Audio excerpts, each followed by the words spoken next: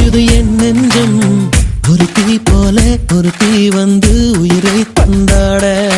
ஞாபகம் உன் ஞாபகம் அது முடியாத முதலாகும். பூமுகம் உன் பூமுகம் அது முடியாத முதல் பாகம்.